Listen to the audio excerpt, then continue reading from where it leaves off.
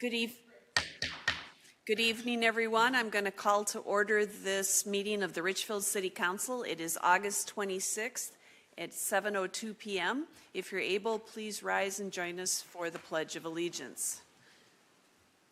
I pledge allegiance to the flag of the United States of America and to the republic for which it stands, one nation, under God, indivisible, with liberty and justice for all.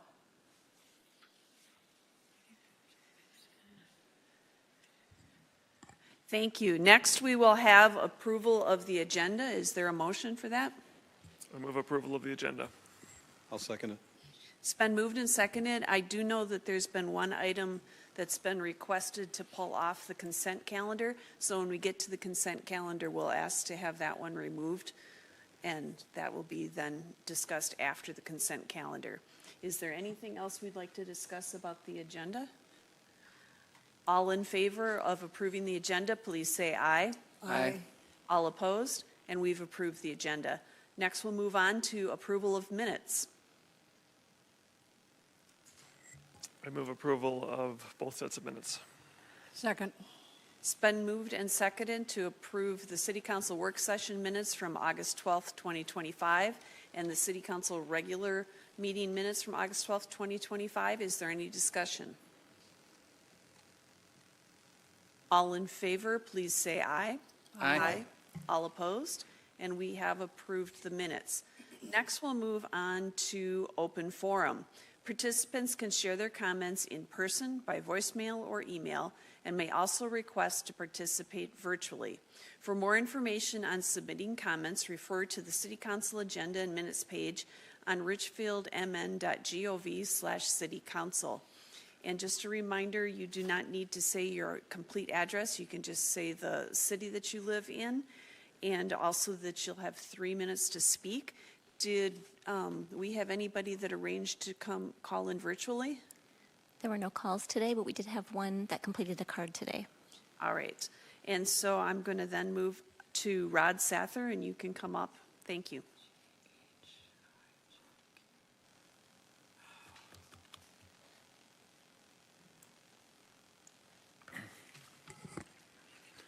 Good afternoon, Mayor, City Council members, City staff. I'm Rod Sather. I'm a Richfield City resident. I had the opportunity to stay in a short-term rental in Idaho 2 weeks ago. We were there for a wedding. We only needed to stay for 5 nights.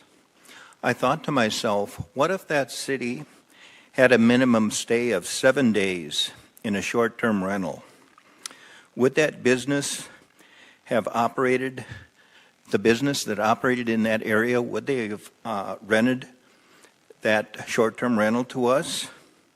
Would they have given up over $1,400 in potential income and let that property sit vacant? I think not. Unless they were to be discovered to be renting out their properties for less than 7 days, and there were stiff penalties for violating the city ordinance regulating short-term rentals, the owners would do as they please. I was able to talk to a neighbor in Idaho who said that short-term rentals are a business, and it removes houses from the market that could be bought by couples to raise families. Families that are part of the community where children go to school and the parents get to know their neighbors.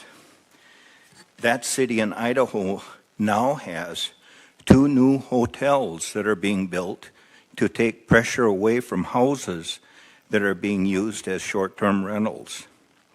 When the houses were built in Richfield years ago, they were never intended to be used as short-term rentals, but instead as homes where couples could raise families. Let's keep it that way in Richfield. Edina and Bloomington ban rentals less than 30 days. As does Eagan, Brooklyn Park, and St. Louis Park. Richfield has 72 properties that have been identified as short-term rentals. I have some questions. How did the City Council come up with the 7-day minimum stay? Number 2, what other city What other cities have a 7-day minimum stay requirement, and how do they enforce it? What are the penalties for violations? What is the city staff recommendation on short-term rentals? Will the city council keep short-term rentals, which are actually businesses, and compete with hotels and motels out of residential neighborhoods? Businesses need to be kept in business districts. Will the city council look to see if the 3 hotels, motels located in Richfield now are sufficient to meet the needs in the future, with the Mall of America next door and room for more attractions to be built around the Mall of America on the available land area? There are 2 acronyms. One is KISS. Keep it simple. I'll let you guess what the 4th word is. And DIRTFT. Do it right the first time. Let's hope that several years down the road, the new Richfield City Council doesn't need to revisit the short-term rental ordinance and say, what was the City Council thinking back in 2025 when they passed the short-term rental ordinance? This isn't an enforceable ordinance. Mr. Sather, you're coming towards the end of your time, so The if you could please- the proposed city ordinance needs to restrict city rentals to no less than 30 days unless the rental license holder resides on the site.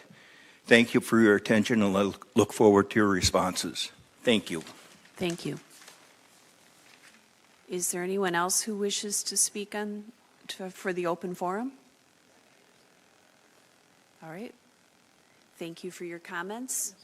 And we will move on with the agenda then. We have no proclamations or presentations, so we'll move on to the consent calendar. Thank you, Mayor. The consent calendar contains several separate items which are acted upon by the City Council in one motion.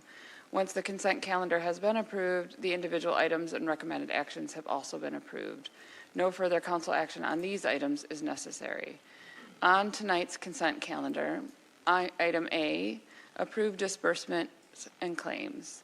Item B, consider approval of a temporary on-sale intoxicating liquor license for St. Peter Catholic Church located at 6730 Nicollet Avenue South for their Tri-Fest Harvest 2025 event taking place September 20th and 21st, 2025. Item C, consider approval of a temporary on-sale intoxicating liquor license for Oktoberfest event scheduled to take place October 4th, 2025 at Fred Babcock VFW number 5555 located at 6715 Lakeshore Drive. Item D, consider approval of a request for temporary expansions of the licensed premises for Thompson's Fireside Pizza Incorporated, doing business as Fireside Foundry, located at 6736 Penn Avenue South, and Sandy's Tavern, located at 6612 Penn Avenue South, to allow for the outside service of beer and malt beverages in their parking lot on Sunday, September 21st, 2025, in conjunction with Richfield's PennFest event. Item E, consider approval of the first reading of an ordinance amending subsection 905.40 of the Richfield City Code pertaining to the feeding of wildlife. Item F has been pulled and will be considered after the consent calendar. Item G, consider approval of a grant compliance agreement with MSP Lupe Richfield LLC regarding a tax-based revitalization account seeding equitable environmental development grant for the 6501 Portland Avenue South. Item H, consider approval of a loan agreement with Penn Station Apartments LLLP for a local housing initiatives account grant. And I submit these items for your consideration as part of the consent calendar. I would like to remove item F from the consent calendar and put it on the regular agenda. Are there any other items that anyone would like to have removed from the consent calendar? Then a motion would be in order for the rest of the consent calendar. I move all items except for F for approval. Second. It's been moved and seconded. Is there any discussion?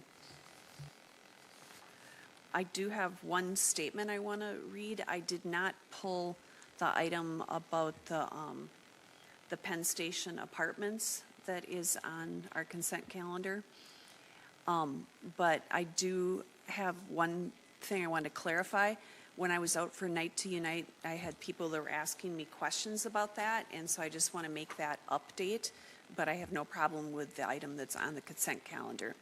So the neighbors had questions about the status of the Penn Station Apartments project when I went out for Night to Unite.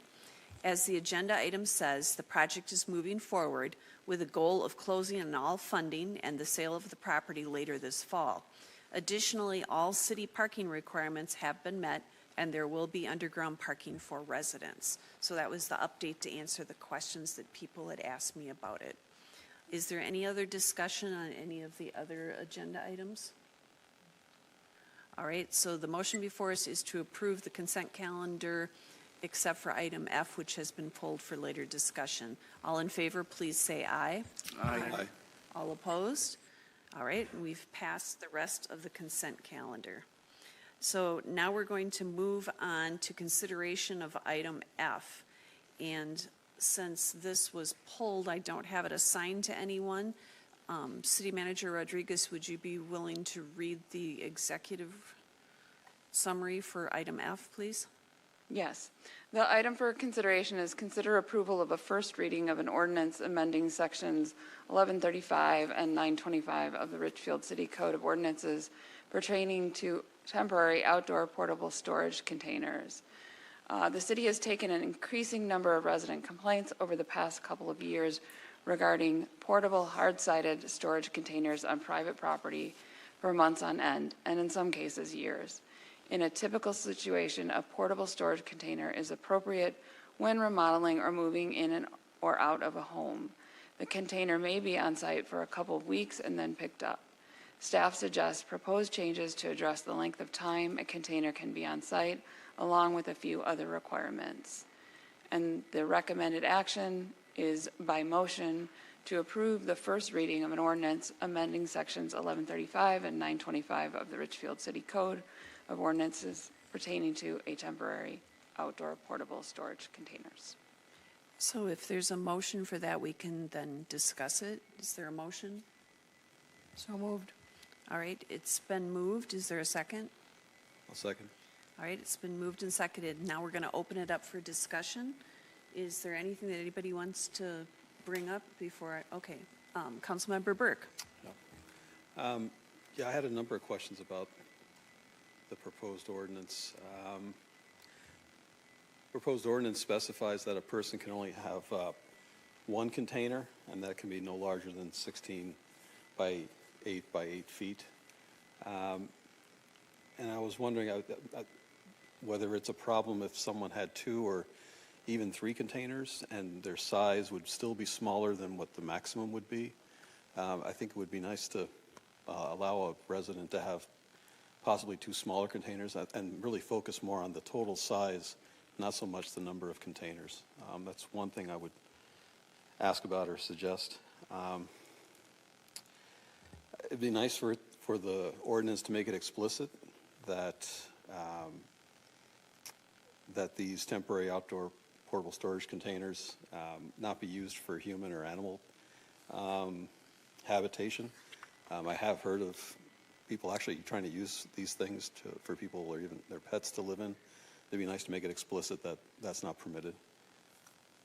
Let's see.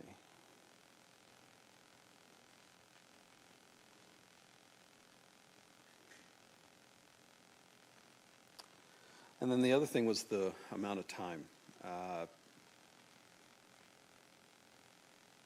Having been through a renovation process, 30 days doesn't seem long enough for many renovations if someone has to move stuff out of the house to renovate. And I understand there's a process where if a resident wants to go longer than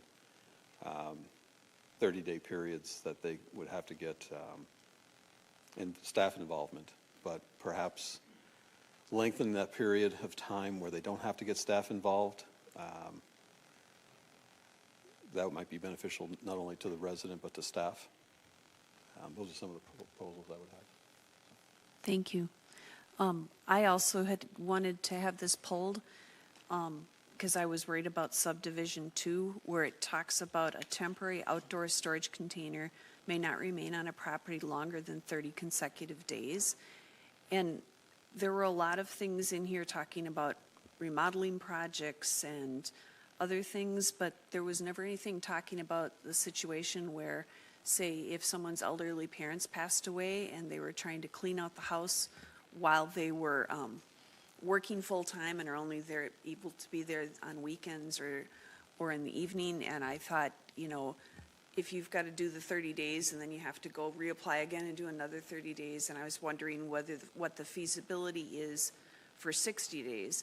So I guess my question to you, from your experience, for the complaints that we're getting for people having there for extended period of times, what types of things are we dealing with that are issues? Like, I agree, I hadn't thought about the pets living in there and that they're not for habitation, and we could, you know, I would agree with that. We should spell that out. But I'm just wondering, is there a downside to saying that you could have up to 60 days? So I'll ask staff for your feedback. Yeah, Mayor, thank you for your question. The issue that we're seeing in the city with portable storage containers in driveways, in yards, is not so much, it's more about, one, they're not, you know, there's a company called Pods, and they have a standard size pod that they will drop off in your driveway. You can fill it up if you're moving. What we're finding is somewhat more like old train car looking pods that are rusty. They're in poor condition. They've been in a driveway for a year or two. We're finding a lot of them along the edges of the city where there's a retaining wall, an alley, a backyard that 99% of Richfield residents don't see. And on other more visible streets as well. It's more about the aesthetic of it. Residents are complaining that it's unsightly, it is full of stuff, it's been full of stuff for a long time. There's been no intention by whoever's living there to remove it. It's causing sightline issues for people who live in the neighborhood. And our, Richfield properties aren't very big. A storage pod container in a driveway is something that when you turn onto the street, you know, oh, somebody's moving in, somebody's moving out. So it's not so much about renovation as it is, for some, it's become kind of an accessory dwelling unit for stuff that has been on the property for a very long time. And residents are starting to complain about, and have been complaining for a while, that they're unsightly. They should not be parked in a driveway. They should not be parked on a lawn. There are utilities that need to be considered there. You can't park your car on a lawn. And we're seeing more and more of these pods in the city. So I guess I would agree that we need to have this ordinance. My thing is, can we extend it to 60 days? Because I don't think the people that are having them there and they're rusting out and sitting for years and years, they would still be taken care of if there's a 60-day limit.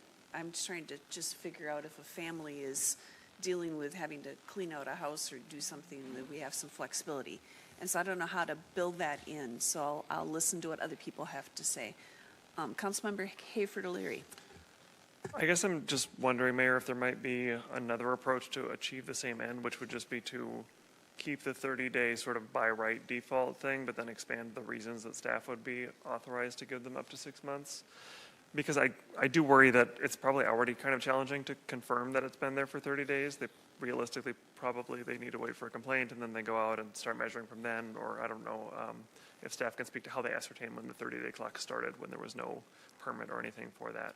So to me, I guess my initial reaction, though I could be convinced, is I would rather keep it at 30 days by right, but allow family circumstances or some other additional reasons beyond remodeling to qualify for a longer period of time. Yeah, and in 99% of circumstances within support services, when we have significant communication with residents, it's just a phone call to say, we're gutting our entire house and we need a pod for 60, 75 days. We've got permits and we can verify that.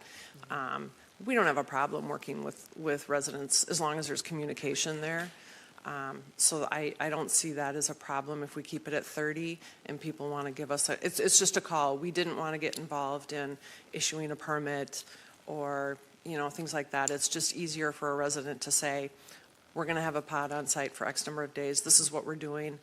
And staff can be aware of that and track that. And if I could just have a brief follow-up on that, Mayor and Support Services Manager, would it be possible to do something to address the mayor's concerns of family storage or something that might extend past 30 days, but would be, they are making active progress on it, it isn't just permanent junk storage? I don't know, I have no idea how you would write that in, if they have a good family reason, they can do it, but, yeah. Is it possible to have something like that in a language change that would address or expand the reasons because it is restricted right now, nothing over 30 days except for remodeling? Mary, what do you think? Mayor and Council, from my perspective, I think that we could work with the language in the ordinance to make it a little more flexible, and we can talk it over with staff. But my suggestion might be to allow for other reasons as deemed appropriate by staff that are, legitimate kind of reasons associated with the property. And so I think we can find a way to craft some language around that, if that's acceptable to staff and the council. Okay, thanks. My last comment will just be, I have no issue with counting the total storage area as opposed to a single unit, so I thought that was a straightforward suggestion that I have no concerns with. Right. Other thoughts? I would encourage the language in the code to allow for a little bit longer for people who are in a remodeling situation, but not for years. I think that's an expensive storage plan. All right, thank you. Go ahead. Yeah, the only thing I'll add is that, I don't want anything to be done that would either make it difficult or even discourage someone from taking on a renovation project. I mean, you mentioned these pod things, they're not cheap. And so, I certainly don't want to make it even more difficult in their cost-benefit analysis, or whatever you want to call it, and thinking about a renovation. And I like the way that you're talking about it and that the attitude city staff would take to it, that this is really trying to focus on a problem. Hopefully the language in this can be worked on to make sure that it's not discouraging to a renovator. Mayor, may I ask just for clarification? Is the consensus to leave it at 30, but then just change the language to expand the staff's ability to approve a longer period? I guess we'll have to ask people. So, Councilmember Burke. I would like it to be 60.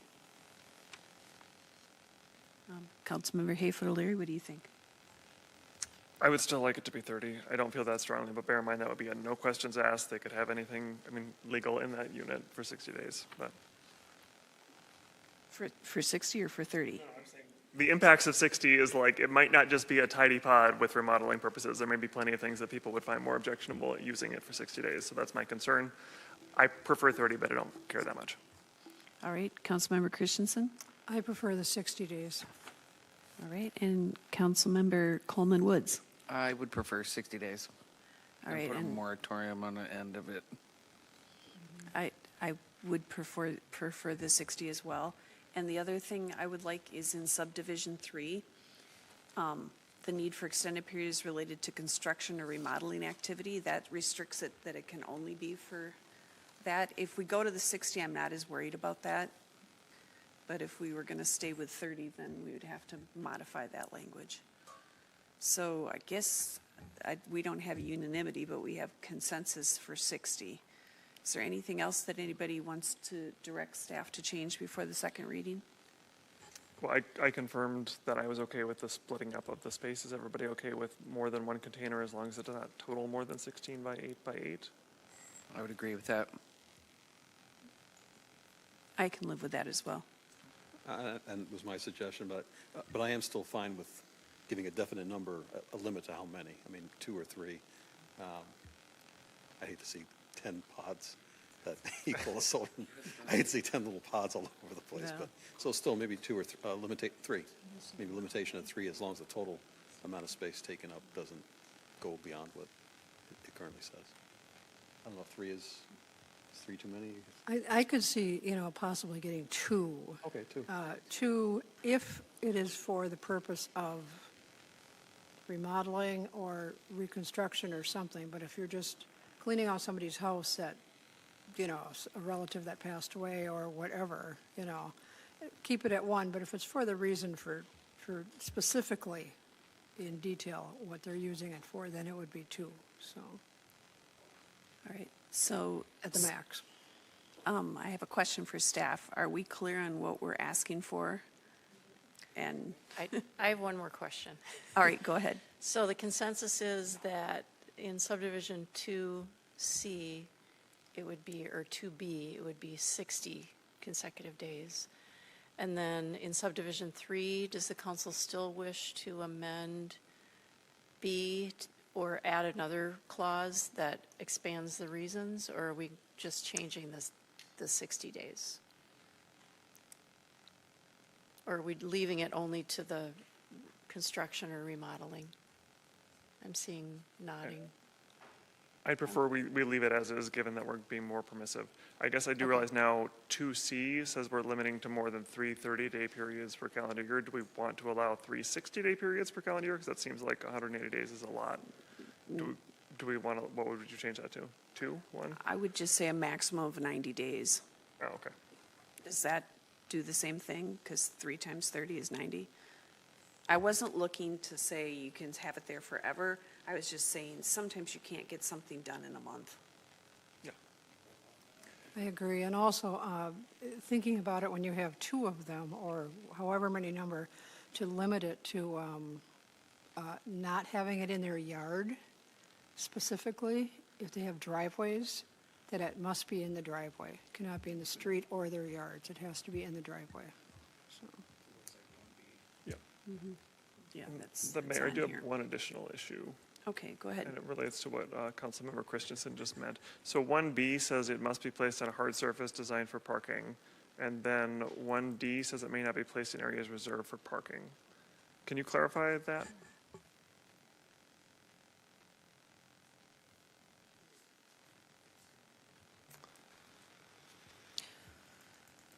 That I would have to get back to you on. Okay. I mean, well, obviously that, I'm sure you'll find a way to deal with that potential conflict. I do wonder if there should maybe be some ability for staff to waive that. I think of like an attached Rambo that has like a 1-car garage and narrow driveway. Like, you don't necessarily want to force people to like block access to their garage and half their driveway. If there could be some option for staff to, for example, they'll allow you to place it on the grass as long as they prove that they restore the grass after or something in unusual circumstances, because right now I don't think there's any way for you to authorize them to put it off the paved driveway. I would have concerns about allowing it on grass. We don't allow cars to be parked in yards on grass. I think there's utility issues, underground utility issues that the weight of a container may impact. Okay. I think if we're asking residents to keep cars and boats and trailers and things like that on driveways, I think we need to be consistent with ensuring that these kinds of pods are also on driveways. Residents get upset when we dig up their boulevards and then they get seed, and no, it's not always grass that grows. I don't know that I want to, I think that's getting into a gray area, I think. But just to clarify, we don't have any other option, right? We can't get like a permit from Public Works to park these in the street or anything. No, currently, if you need a dumpster at your property, you need to get a permit from Public Works for parking that on the street. But no. Okay. All right, I think I'm fine with not requesting any changes related to the placement then. I know as far as when you're comparing pods to dumpsters, like regular big lot of dumpsters where you throw things out, they won't rent to you unless they will not put it in the street.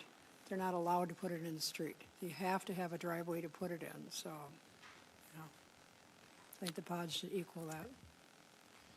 All right, so at this point, we have a motion that, to approve this, and does that, I have a question for the city attorney. Do we need to amend it to say these various things in our approval, or? I think we should have a motion to amend made by someone on the various points, and then have a vote on that first, and then go back to your main motion.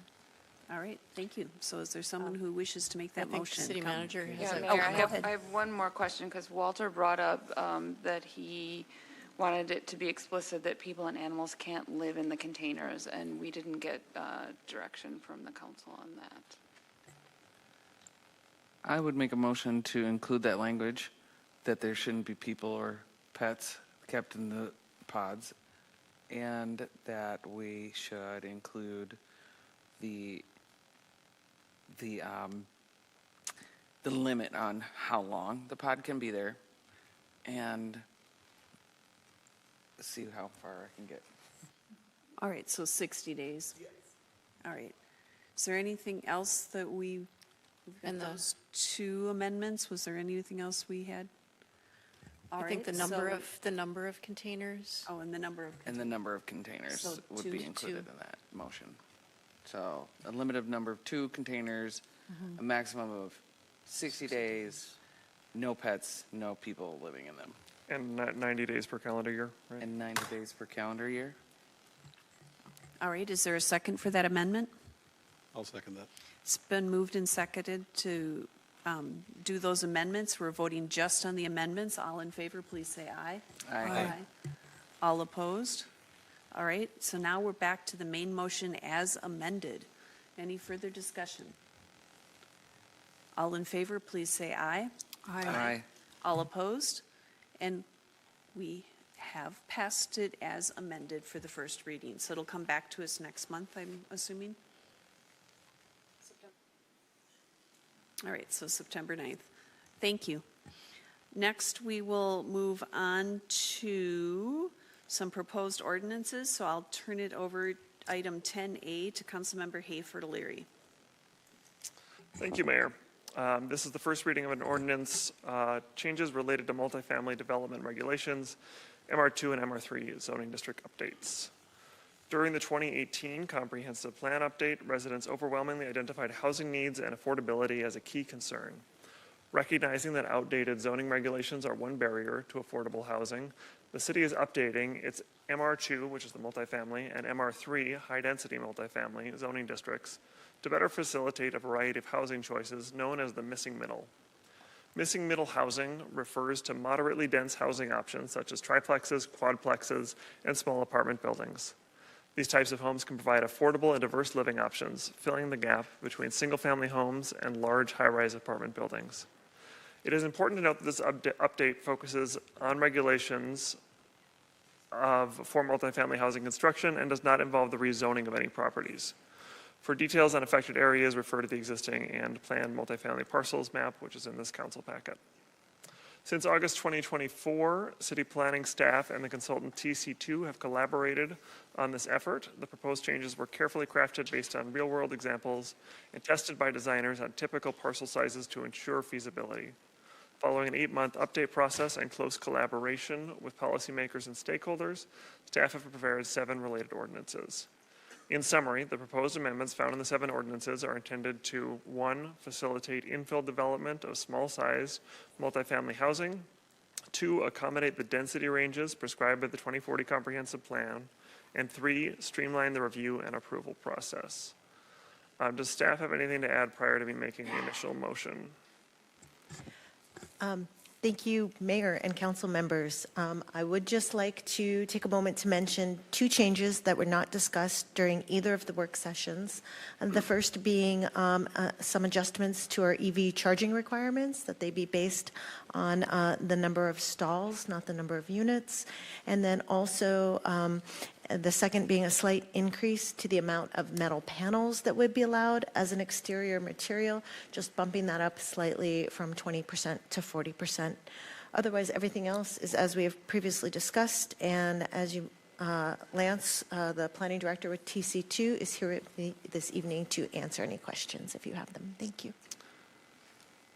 All right, thank you. I will make the initial motion. I move that we approve the first reading of 7 ordinance amendments regarding multifamily development regulations, MR2 and MR3 district updates. I would second. Okay, it's been moved and seconded. Is there any discussion or questions? Councilmember Burke. I know that part of this would allow for administrative review only of projects up to 16 units in MR2 and 32 units in MR3. And I think I've asked this question before, and I probably just don't remember the answer, because I'm sure you gave me an answer, so my apologies. How much public notice is there in that process? If it's going to be purely administrative review, how much public notice and opportunity for comment is there for the public before these are approved by staff? Mayor and Councilmember Burke, we have written into the ordinance a requirement for notice to property owners within 350 feet, or I think it's 300 feet of a property that would be developed. So it would be about a month in advance, the notification. That would be upon staff approval. And they're not going to send out a notice if they haven't gotten through the staff approval process. So local residents are getting a notice before or after a decision is made by staff? It would be after the decision is made by staff. So people who live nearby, it sounds like this would not allow them to have an opportunity to have some say, or at least voice their concerns to staff and to the city before a decision's made. Is that fair to say? Yes, it is. That's a concern for me. I'm very big on the public having a chance to get some kind of voice in the process, especially if we're talking something 32 units. That's not a small structure, especially if it's going to be right across the street. I appreciate concerns about efficiency and getting things done quickly. But I think I've expressed this concern before about not giving the public a chance to get some kind of meaningful opportunity to voice their opinion about something before a decision's made. And so I do have a concern about that. And I think the other one, and this is the map that's provided, if we vote in favor of this, are we saying that the way the map is laid out, that every proposal, that we agree with every proposed change in zoning on that map? Are we also voting on that today, just to be clear? Mayor and Councilmember, there are no properties that are being rezoned with this project, so there are no changes to the zoning map. Okay. So this is purely just the ordinance itself, but the actual, okay, thank you for clarifying. All right. Other comments, questions? Councilmember Hayford O'Leary. I guess just to clarify on Councilmember Burke's question, so I guess what is staff empowered to approve? They can't approve a variance, or could they approve that for under 32 units? Chair and Councilmember Hayford O'Leary, we have the ability to approve plans which meet code. Okay. We do have the authority with this rewriting to have a minor deviation up to 10% when there's good reason. And that is similar to what you already have after council has approved something, right? Don't you already have a 10% ability to change things after a site plan review? Yeah, we do have sometimes up to 25% with minor site plan amendments. Yeah. So I guess knowing that if it doesn't meet the requirements, it's still going to come to us. I guess and this is a discussion we've had in the work sessions, but Councilmember Burke, if I could ask you, what do we gain by getting that public input? If people, and this is a frequent thing, I spent 6 years on the planning commission. Oftentimes, unfortunately, the feedback against a new apartment building is I don't want that apartment building there. But it very rarely gives us a legal reason to deny the apartment building. And I think it does the public, in some cases, a disservice when you send them a notice, you say, here's your opportunity to be spoken, but then the planning commission and the council, following the law, following the ordinance we've passed, says, well, this meets the requirements. Sorry, public, we can't listen to you because you're not giving us a legal reason to deny it. To me, that's an exercise in frustration. You might disagree, and I would understand that if you feel that the public input itself has value, but I guess I'm wondering, what would we do with that public input if it's a situation where it meets all the requirements and we have to approve it? Yeah, Go thanks. ahead. Yeah, thank you for the question. And maybe it's, maybe it's still the patina of naivete on my part that I haven't been here that long. But I still feel as if that there is there is value to the public having a chance to have their opinions known about a project, especially something as big as 32 units, that's going to be within view of their property.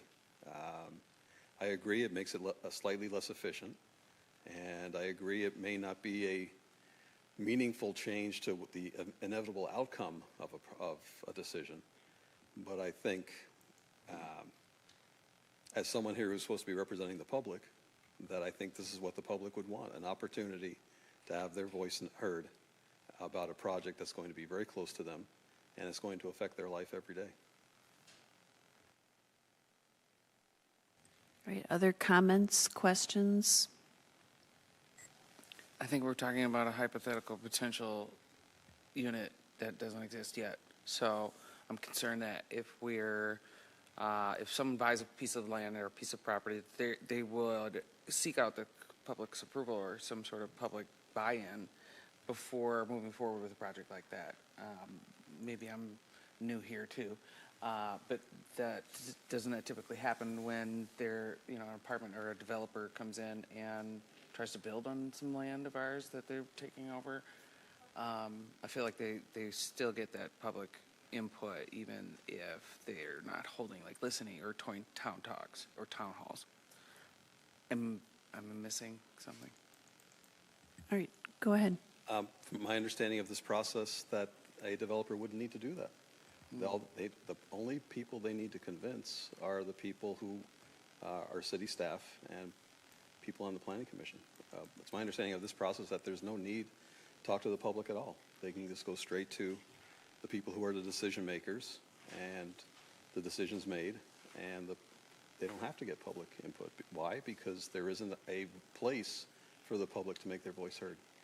Now, if there's a place for the public to make their voice heard, even if it's just one opportunity in a meaningful way, then it's more likely that a developer is going to talk to the people in the neighborhood and say, what are your concerns? Because when you go talk to the city staff, I want you to be in favor of this.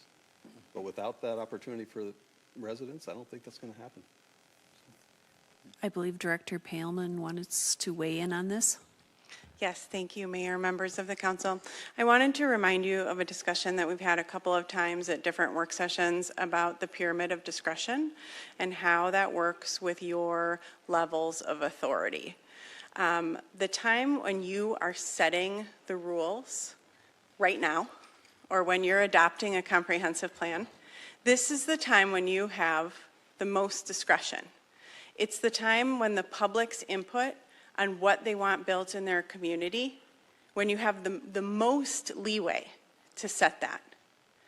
When you get to those higher levels of that pyramid, you have less discretion. So what we're proposing here is we're saying that if these buildings are permitted uses, which is what your code would say if you adopt this ordinance, and it meets all of the requirements, you, the council, at that time, do not have the ability to say no to it. And so having a public hearing where residents receive notice, they come to a planning commission, then they might come to a city council meeting too, feels disingenuous to the people that are coming to that meeting who have been invited to a public hearing to tell you how they feel about this project when you have no ability to say no to that project. That's what we're saying here. If you're going to permit these uses, then you should permit staff to administratively approve them. And I think you're misinterpreting what I'm saying, or maybe I'm not expressing it accurately. I'm not suggesting that the public come and present to the city council their concerns about a potential project. That staff only are going to decide. What I'm asking for is that residents who are nearby get notice before city staff make a decision, that city staff would have to listen to the public, have an open forum, with city staff, the decision makers, about their concerns before city staff make that decision. That's what I'm asking for. And like I said, it may be less efficient.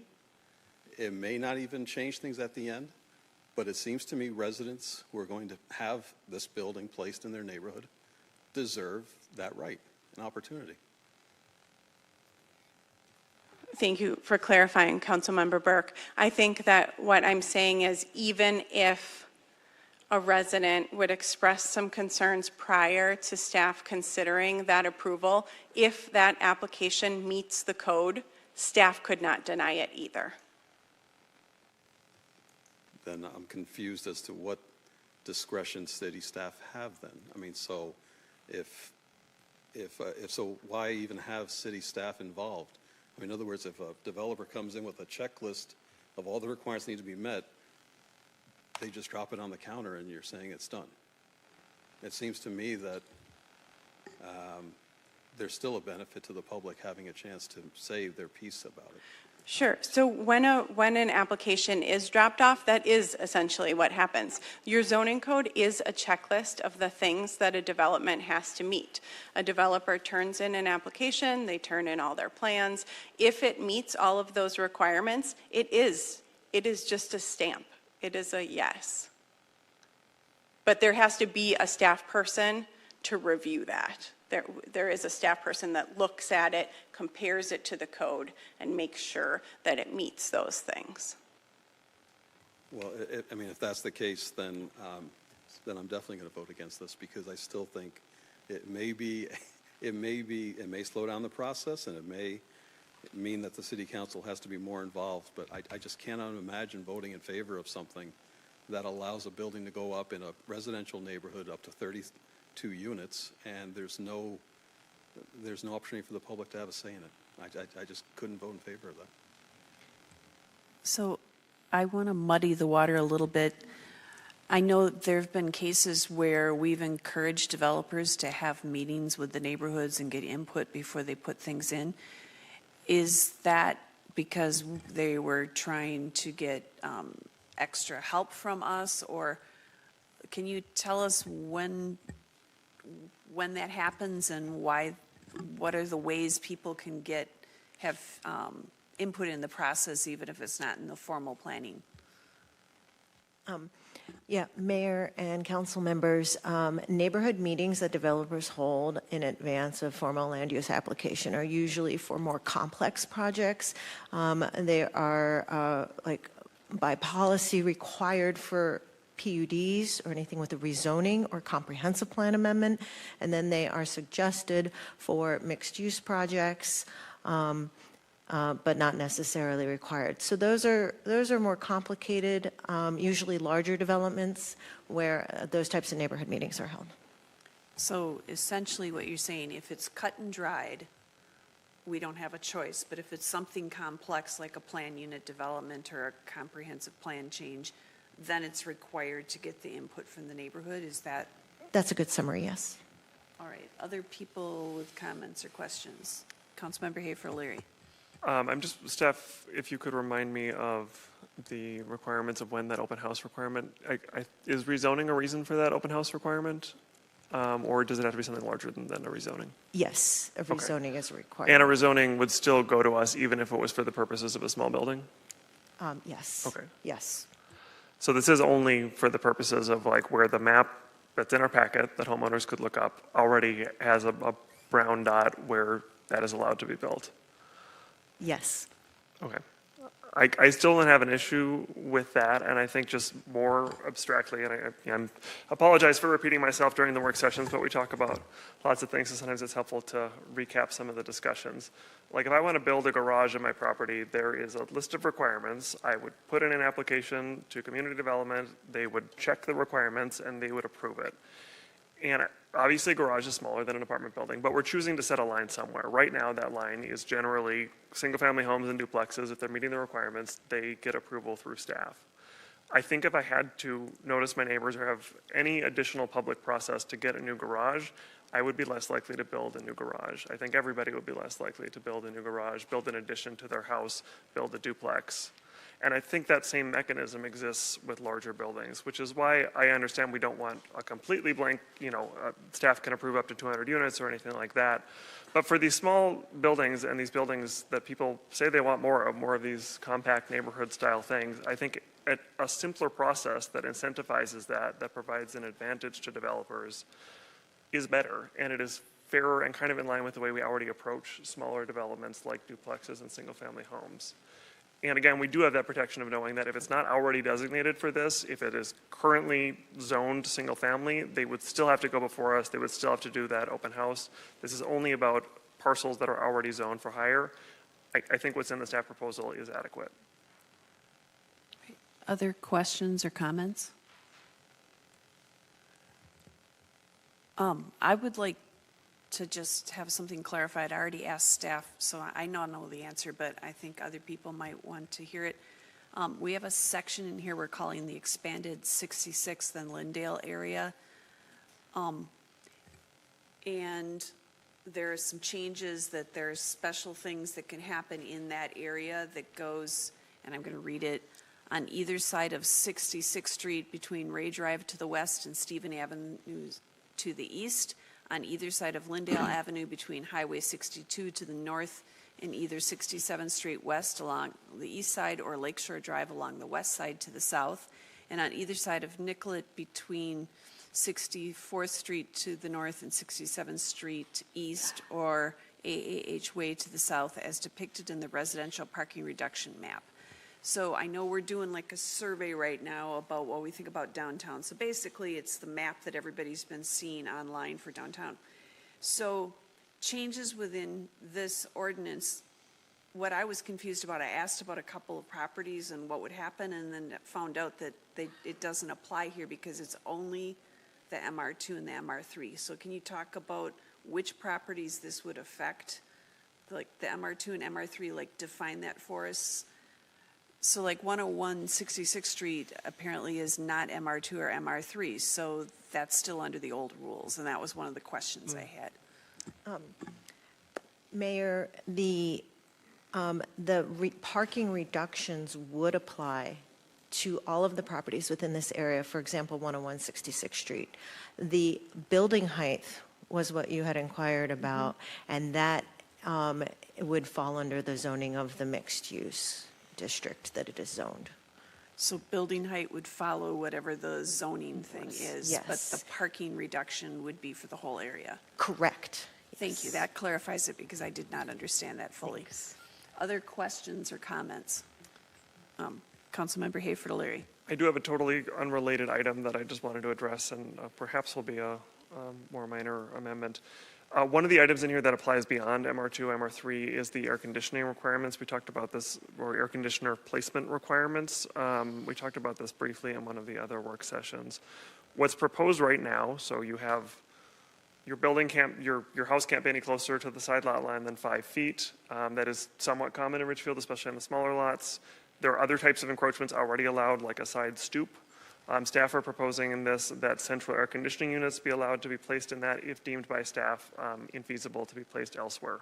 That would be an alternative to the variance process. I am concerned about that because I do think AC units are quite different from other things that go there, like egress window wells or stoops. They're noisy pieces of equipment. And I think requiring 5 feet and making it somewhat burdensome to get it any closer to 5 feet to your neighbor ensures that you're not having a negative impact on them. So I think it's appropriate to keep that to the variance process and not make it easier for people to put these noisy items in their side yard closer than 5 feet. I would say, looking this up, Bloomington, St. Louis Park, Edina, all do not allow it this close. And St. Louis Park even has some narrower lots than we do, and they do not allow it this close. Yeah, so I guess any thoughts on that? I will also say I did ask staff to look in if there were another way to approach this, like acknowledge that some of them are quieter than others. They had good reasons why it wasn't really feasible to do that, so I think it's kind of an up or down on this. Happy to go into that if we need to. But I would say I also looked up how noisy they are. 75 decibels is pretty typical, which is about the same as a lawnmower that is potentially running 12 hours a day or more. So any thoughts or concerns or I can make a motion for that amendment, but if there's any initial discussion of that issue. Can you tell me what page that's on so I can find it amongst the I wish seven ordinance? I wish I could tell you. 106. Thank you. 106, okay. Sorry, my Thank mouse you. died, so I'm working off my iPad. Okay, so you wanted to make an amendment? Yeah, I will just make the motion then. So I would like us to simply remove the changes to 509.13 about central air conditioning units and keep the existing language.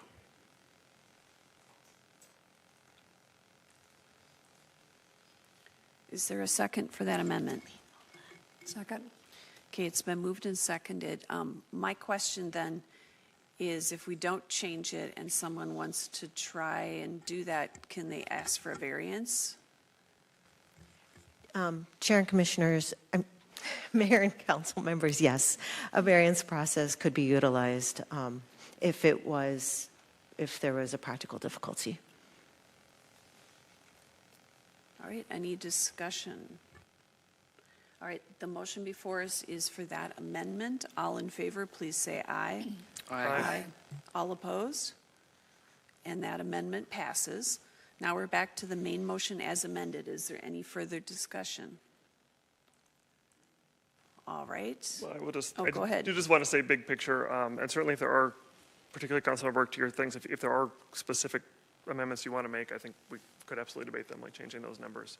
But I will just say, but before we get to that, or if we get to that, big picture, I just am really excited about these updates. We're talking about a lot of details, but I think this is such a good effort to look at all the barriers we're doing, or all the barriers we've sort of inadvertently created to creating new housing in Richfield over time. This is really thorough, it's really thoughtful, and I'm just really proud of the work that staff have done and that we've done together. It's been a really nice collaborative process. And I really do think, you know, I don't know that it's natural to say that like a new apartment building is the most popular thing in the world, but a lot of the complaints I do hear about apartment buildings are about big apartment buildings that take up a whole block, that dominate the look of a neighborhood. People want this missing middle housing. And we're making it basically as difficult currently to build a small apartment building as it is to build a giant one that takes over a neighborhood. So making this easier is going to incentivize it. It is going to build our tax base. It is going to meet demand for a type of housing that we just don't have enough of. So I'm really excited about it. I really, truly like almost everything that is in this, and I'm really glad to support it. And I would echo thanks to everyone who's involved in this process. I know it was very complicated, and I appreciate all the work. Councilmember Burke. Yeah, and please don't misunderstand. I mean, clearly it's been a lot of work, and I see the benefits. But I've made very clear the one thing I would like to see in here, and if that's possible, that'd be great. That's what I'm asking. But otherwise, please don't misunderstand. I understand the hard work, and I know it's going to be advantageous in many ways. So thank you. All right, City Manager Rodriguez. Oh, I thought you were raising your hand. Anyone else wanted anything else to put in here? Okay, so the motion before us, as amended, let's see here, was to approve the first reading of 7 ordinance amendments regarding multifamily development regulations with the amendment that Councilmember Hayford O'Leary asked. So if there's no further discussion, all in favor, please say aye. Aye. All opposed? Opposed. So we have 4 ayes and 1 nay. So we will then continue discussion of this as a second reading at our next council meeting.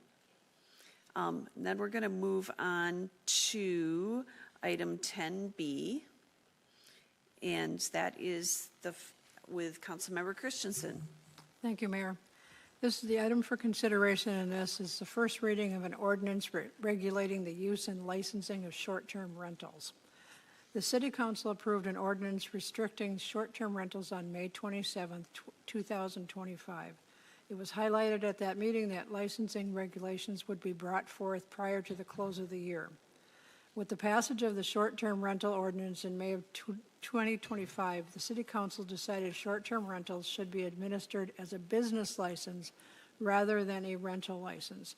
The proposed licensing ordinance addresses required application information, criminal history background investigation, non-transferable licenses, renewal requirements, display of license on the premises, inspections and enforcement, and the basis for license denial, suspension, and revocation.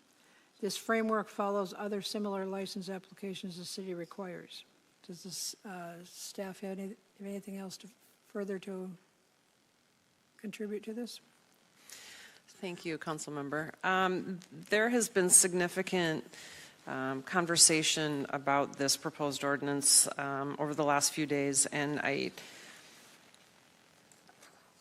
think that I just want to mention one of the sections. Where are we here? 1199.05, license required, subdivision 2. I think we're going to have, there was some internal discussion about what exactly that subdivision specifically is talking about. And so there's been some language that was developed today that we will share with you that kind of shores up that section. But if there are any questions from the council on the rest of this, we're happy to answer those.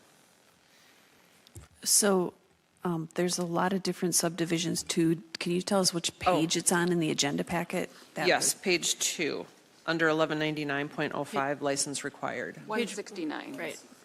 159? 169. 169. Right. Okay.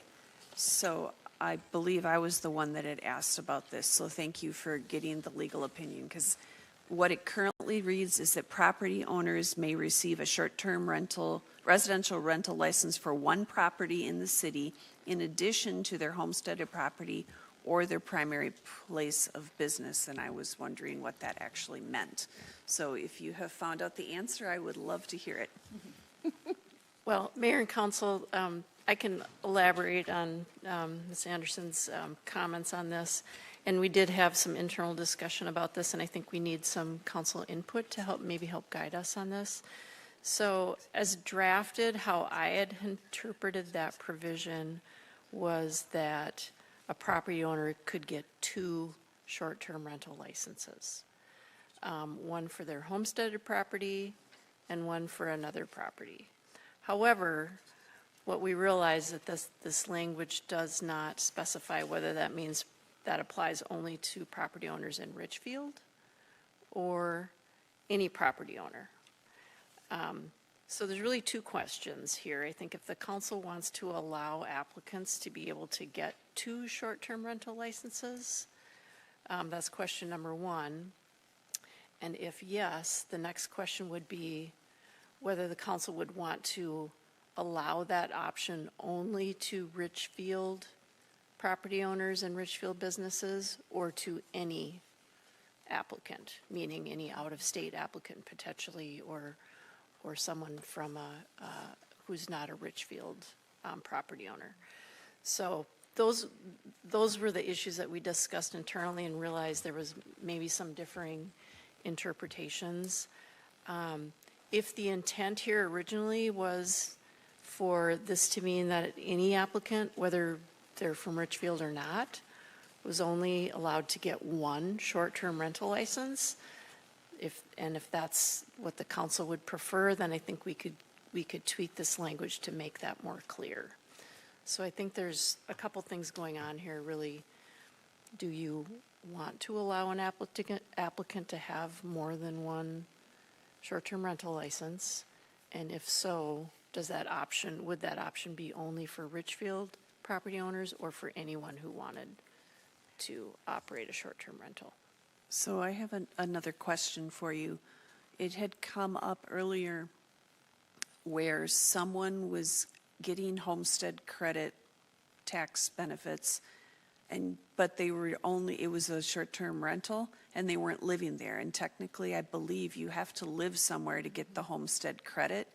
So if we said that you had a homestead credit, you could do like a bed and breakfast and you had to be on site living there, and then you could have one other place, is what it currently reads. Is that correct?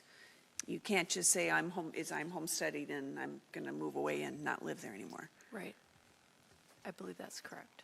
Is that Okay. your interpretation? Okay. So the reason I wanted to have this discussion is just to make sure everybody understood what we were voting for and find out what the council thought on that.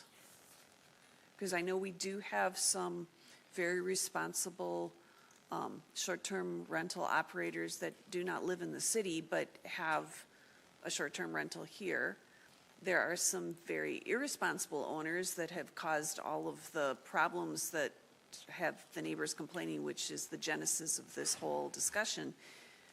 But I want to make sure we think it through carefully, and I don't know if I want to, like, penalize the people that have been responsible because of the people who have been irresponsible. But I also don't want somebody to come in and do 15 short-term rentals and buy up all our housing and live out of state and never be around to take care of it. So I appreciate the intent of making sure people are here and taking care of it. So I want to hear what people have to say, and I'm not even sure which way I want to vote at this point. So the discussion would be very much appreciated. Councilmember Hayford O'Leary. I guess I feel like with our decision about the length of time, we have done enough to make it sufficiently unappealing to open short-term rentals in Richfield. Although we walked way back from our initial proposal, it's still limited in how many people are going to want to do a 5-day minimum rental. I would prefer to just not have this requirement at all. I think that that is sufficient. We have a lot of requirements in here to make sure that you're a responsible owner. We have this limit of 5 days. I don't see any reason to restrict the number of properties people have. And honestly, I think some of the people that have multiple properties are probably more experienced, responsible owners, so specifically excluding them, I think, could be counterproductive. All right, other thoughts? I would agree with limiting the number of short-term rental licenses that are going to be issued to people anywhere. I would, like you said, I don't want somebody outside of Richfield coming in and buying up 15 houses in order to short-term or to rent them out short-term. So I think that it's reasonable to request that there's a limit on them. So what would you say the limit should be? 2. 2? 2. Okay, other thoughts? Councilmember Burke? Councilmember Hayford O'Leary brings up a good point that it's already going to look fairly unattractive for a developer or someone to come in here and get multiple units, but I would still like to see a limit of 2. I would still like to see a limit of 2. And to limit it, I don't know if that answers the other question that City Attorney asked about whether one of those must be a resident. I don't know if we've answered that question. You need that question answered also, I guess. Right, I think it was really a two-part question. Do you want to allow 2 licenses to be issued to someone? And then the second part is, do you want to allow that for anyone, whether they're in Richfield or not? Or would you want to allow the 2 license option just for Richfield? And I legally, think those were some of the issues that we discussed internally, and certainly staff can, if I'm missing anything, you can chime in, but I think those were the main questions. Yeah, those were it. So my direct answer would be 2, and only for someone who's one of their homes is their residence. In Richfield. In Richfield, I'm sorry. Yeah. So for someone outside of They Richfield? would not be allowed to have 2. They would be only allowed to have Yep. one? One. Okay. So to clarify, so you're saying 2 if they live here and 1 if they're from somewhere else? Yes, yes. Okay, other thoughts? Councilmember Christensen? I agree with Councilmember Burke that there should be a limit on them, because I was thinking that if a company comes in and purchases several homes for short-term rentals, I think that you kind of, in a way, equate that to a business coming into the city and purchasing a number of homes for long-term rentals, and they don't take care of them, those types of things. It's kind of the same thing in a way, only a short-term would be short-term. You still have problems with the owners, you still have problems with how to get a hold of them and the whole thing. So I agree that, having 2 if you are in the city of Richfield and 1 if you are not in the city of Richfield. Councilmember Hayford O'Leary? Well, first, just a clarification from the city attorney. To what extent does owning other rental property in Richfield affect it? Like, can you have a regular long-term rental and then also a short-term rental, or does the existence of another regular long-term rental license affect this in any way? I don't believe it would. Okay. I think this is a separate category of license. Okay, so I would think not want it to, It would but- not impact a property owner that had a different rental license. And then my other question is if we know how many people would be impacted by this limit of 2 or 1? Like, do we know how many people currently have multiple properties? I think, wasn't there a number of like, Director Palman, I believe, has the answer. Mayor, members of the council, there are a couple that we know of, but as we brought up when we talked about, I'm sorry, this is really an awkward stance. Sorry. Thank you. Squatting. As we talked about when we talked about corporate ownership, it is really difficult for us to track these things because if you are a business owner, you're typically going to form an LLC. And so you will form an LLC for one of your rentals, and then you will form a different LLC for your other rental. So I have to tell you, I've been sitting in the audience thinking, how the heck are they going to monitor this or track it? This is going to be administratively difficult, I would say. Yeah, that's a very good point. Something to consider. I guess my concern is we put a lot of effort into like reaching out to short-term rental owners earlier in this process of when we decided the number of days, and it just feels like a little bit of a bait and switch. So we had all this engagement. They were very aware. They came here. They engaged us. They convinced us to do something more permissive than we were originally planning. And then it's like, oh, but many of you have to give up one of your properties. This seems like a significant change than the direction we gave, granted on another policy item. And I'm honestly, I will say also specifically, Councilmember Coleman was and Councilmember Christensen, you both pushed me towards something more permissive, so I'm a little bit surprised. I guess why the different approach would be my curiosity here of wanting to have this limit. Go ahead. If anyone wishes to respond.